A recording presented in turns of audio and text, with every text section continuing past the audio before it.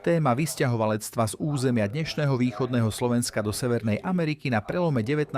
a 20. storočia zarezonovala v Levoči počas uplynulého mesiaca až dvakrát. Najskôr ju priblížil známy stand-up komik a spisovateľ Tomáš Hudák v rámci prezentácie svojej úspešnej knihy Amerikáni. Druhý pohľad na osudy vysťahovalcov ponúkol docent Martin Javor, a to v rámci 117. pokračovania cyklu Pohľady do minulosti. Téme vysťahovalectva sa dlhodobo venuje docent Martin Javor z Prešovskej univerzity v Prešove, ktorý je zároveň zakladateľom múzea s názvom Casigarda. Je to múzeum, ktoré sa špecializuje na vysťahovalectvo z územia východného Slovenska do Severnej Ameriky. Podarilo sa mu zozbierať obrovské množstvo dokladov na život našich predkov, ktorí žili, pôsobili v Amerike, nielen teda nevenovali čas len tvrdou prácou, ale napríklad zakladali aj spolky. Prednášajúci však začal svoje rozprávanie veľmi netradične, a to verejným priznaním. Priatelia, ja som sa zbláznil.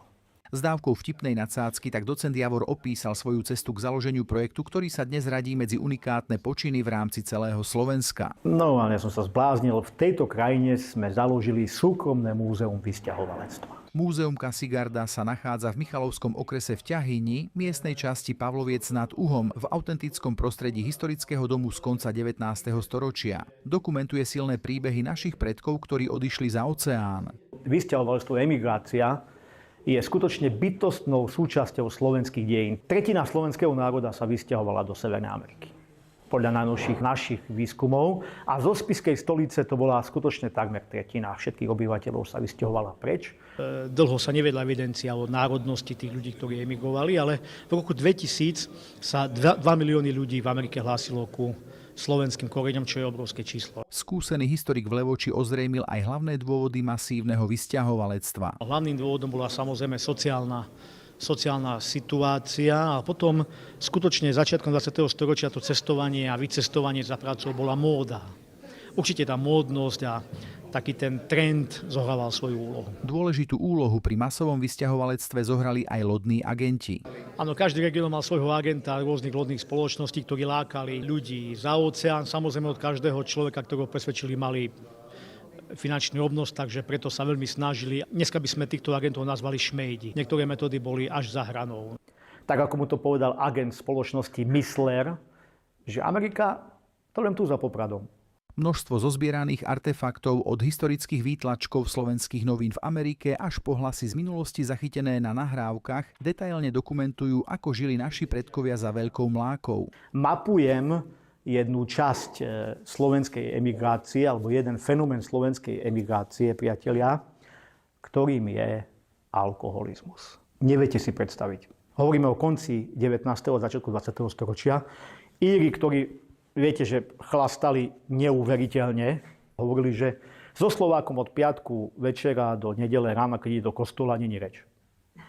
Ale pozor, v pondelok je schopný 16 hodín v bani pracovať tak ako nikto. A my si idealizujeme tých našich predkov. Musíme si tú históriu dať takú, aká bola. To, čo sú správy o našich emigrantoch v novinách Naša zástava v Prešove. A to by ste nevedeli, to je sama tragédia. Skutočne ten americký sen sa vyplnil len malému percentu ľudí. Medzi emigrantmi do Ameriky sa však našli aj takí, ktorí po sebe zanechali výraznú stopu. Či už to bol vynálezca bezdrôtovej telegrafie Jozef Murgáš alebo Michal Bosák, ktorého podpis dodnes svieti na americkej 10-dolárovke. Išiel do Ameriky a hádajte, na čom zbohatol. Vymyslel Bosákové horké víno, ktoré počas prohibície nepredával ako víno, ale ako medicínu. Zbohatol tak, že si založil vlastnú banku, Bosak State Bank, a stal sa generálnym riaditeľom First National Bank of Oliphant, a vtedy každá banka mala právo vydávať svoje bankovky a on ich podpisoval. Sú dve na svete známe Bosákové bankovky podpísané Bosákom. Jedna je v archíve Národnej banky Slovenska a druhá... Slovenské stopy v Amerike nevybledli ani po vyše storočí. Dodnes sa nachádzajú v špecifickom nárečí amerických Slovákov, ale aj v ich lokálnej gastronómii. Najnovšie sa venujem amerikanizovanej východoslovenčine. Bigar železa? Bigar železa? A najnovšie teta mi hovorí, som ospával, počkajte, mi hovorí teta moja, ktorá už po slovensky sa števala, mi hovorí, že zmytneme na kornéru. Po slovensky rozumej, stretneme sa na rohu. Ísť do predňoho rumu a vyrúť garbage. chod do prednej izby a vyhoď smetie. Viete, to ja pláčem. Hej. Rozprávam a strašne sa mi páčia východňarské slova. V Amerike niektoré slova východňarské dodnes rezonujú. To teraz používajú slovo bizovne. To je zemplínske, áno. Viete, no to je na určite. Ale slovo veckaj. Potom, hej. O tom, že história nemusí byť len o suchých faktoch, presvedčil hostí docent Javor svojím žoviálnym štýlom. Prednášku okorenil príhodou s nádychom čierneho humoru. V roku 1927 zomrela emigrantka z obce Dlhé Klčovo, čo je na Zemplíne, v meste Munhall v Pensylvánia. Otvorili poslednú vôľu, ona chce byť pochovaná v Dlhom Klčove.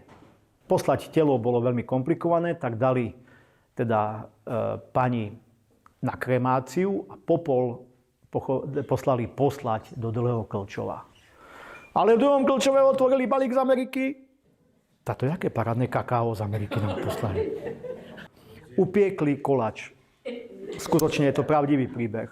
Lebo tento príbeh dokumentuje celý ten proces emigrácie. Upiekli koláč z babky.